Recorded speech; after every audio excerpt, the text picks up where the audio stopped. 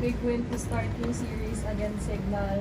Ano lang masasabi mo sa ginalaw ng team, especially sweep nga to win game 1? Siyempre, sobrang happy kasi 3 sets namin nakuha yung Signal. Malaking benefit kasi 1 day preparation lang for Thursday's game, sa game 2. So makapag-rest kami ng maganda. Then makapag-3D kasi hindi pa naman tapos yung laban. So syempre, big advantage sa amin. Trabahuin namin bukas sa ensayo yung mga lapses namin, then back to square one na naman. Kasi ang Signal din naman talaga bibitaw yan, kaya nga nasa final sila. So hindi kami pwede magkampante. Coach, Gemma, nung qualifying round and series, natalo kayo ng Signal, but this time, ang laki ng bawi nyo in game 1 of the finals. Siguro paano lang ba nag-shift yung mindset heading into this match para manguha ito? Ilan na to, Coach? 5? Best of ko diba? Apat na. Ay, pang-4. Pang-4 pa lang. Sa apat na yun, 5 sets, tapos as in talagang ang haba ng rally, dikit yung points. So, sabi lang sa amin talaga ni Coach, kung kaya talagang matapos yung isang point ng 30 seconds or 1 minute, lalaban namin. Kasi yung Signal hindi din talaga sila basa-basa kalaban.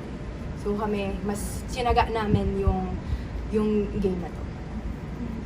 For Pons, how does it feel lang din being back in the finals, yung atmosphere, and ayun, eventually nakuha niyo yun against Signal in straight sets? Unang-una, syempre, sobrang happy na makabalik ulit sa finals. And sobrang happy din na nakuha namin yung game 1 ngayon. Pero sabi nga ni Coach, hindi pa tapos yung laban. So, one day prep before game 2. So, yun, hindi kami pwedeng makakampante kasi nga, given naman dun sa mga past game namin against Signal, sobrang tiyaga din talaga nila. So, talagang tatrabahuin pa namin para makuha din namin yung next game. Gemma, yun nga, maganda yung naging laro mo ngayong game 1. Siguro gaano kalaking bagay yung taon-taon nasa finals din yung Dreamline na ginawa kang ganitong klaseng player pagdating sa ganitong big stage.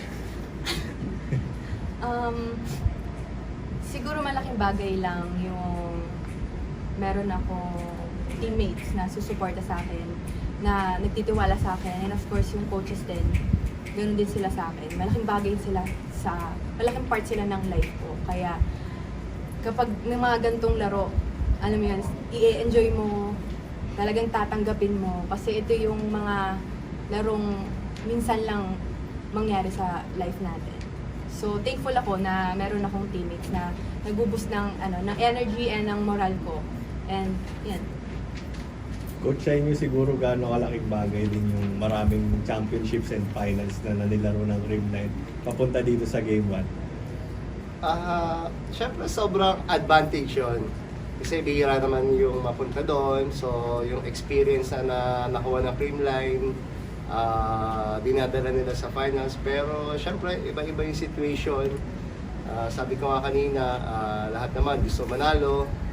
Pero, ibinigay sa amin yung experience na yun eh. So, dapat magamit namin dito sa bago. Kasi, syempre, past na yung champion. So, ito yung bago.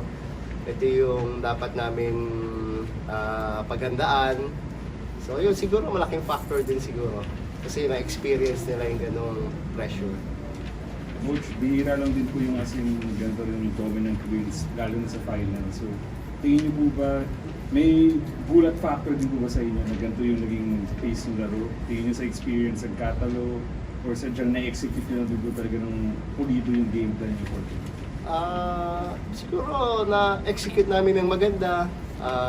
Yung mga players, yun nga, yung chemistry nila talagang tumataas pa.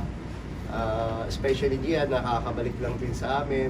Siguro yung time na para mag-gel is nandito ngayon sa finals. Pero sa game 2, syempre ibang situation naman yan eh. So talaga magpe-prepare kami ulit na 1 point at a time kasi sa tingin ko ang Signal ganun din yung mindset nila, talagang per point din talaga.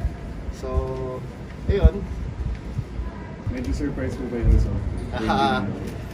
Siguro kasi sa 4 games namin, ngayon lang na 3 sets eh. Kasi kami, naka-set naman kami no last time. Siguro, nagulat din kasi 3 sets tapos yung third set medyo malayo yung score. Pero siguro hindi na advantage yun sa game 2 eh. Siguro bagong laban na naman sa game 2. For Gemma and Pons, tingin niyo ba yung team na may championship mode kayo, kumbaga? May something bang iba sa laro niyo kapag finals kumpara lang sa eliminations or mga earlier games ng isang conference?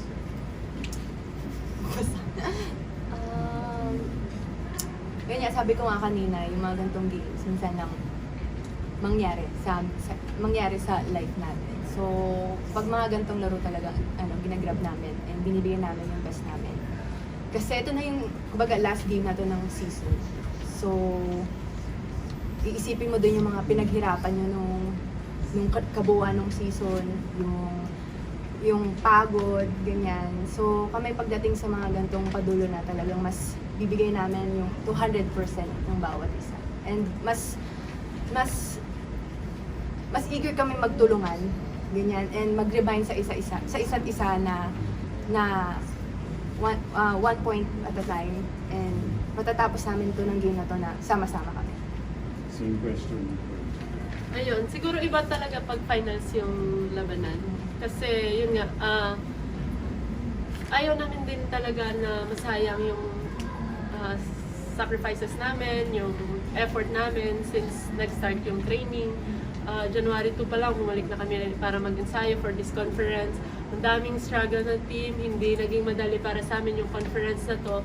So ngayon na nasa finals na kami, sobrang gusto namin i-grab yung opportunity na meron kami. So yun, kaya siguro din yun yung maganda naging result ng laro namin ngayon. Pero yun nga, hindi pa tapos. Isa pa, trabaho pa kami and tatrabahuin pa namin ng mabuti.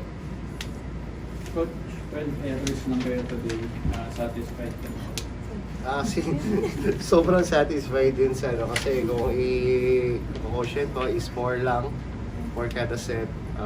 Hopefully, ma-improve pa namin yung mga basic errors namin. Pero happy kami dun sa 12 errors. Sana magtuloy-tuloy.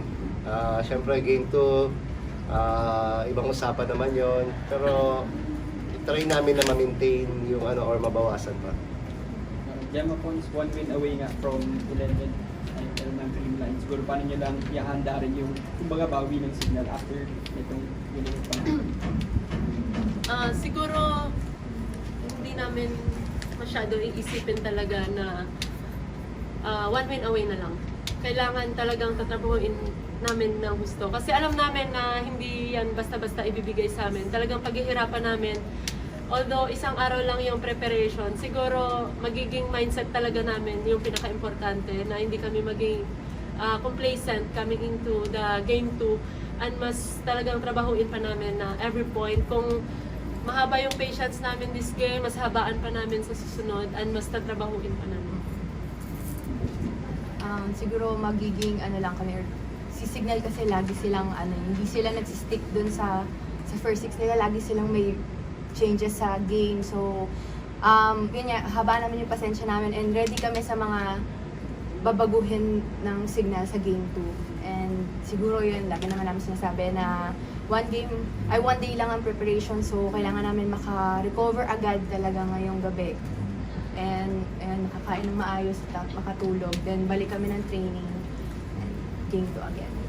Gemma, looking back, matagal na rin sa Prem line. Sa tingin mo this time, 2024 Grand Slam, 2025 no title run, ano na yung maturity tsaka pinagkaiba ng team and their finals game? Mas tingin mo ba? Yung season kasi ngayon, para sa amin, ako sa tagal ko sa Prem line, ito yung season na talaga, mabigat talaga. Kasi nag-level up na yung ibang teams, talagang nag-build sila ng players, and parang kami minsan kine-question na namin yung isa't isa kung aabot ba kami sa dulo. So parang ngayon mas gigil kami talaga manalo kasi iba yung feeling ngayon pag nanalo kami. Pag nanalo kami ngayon, pinaghirapan talaga namin yung game to.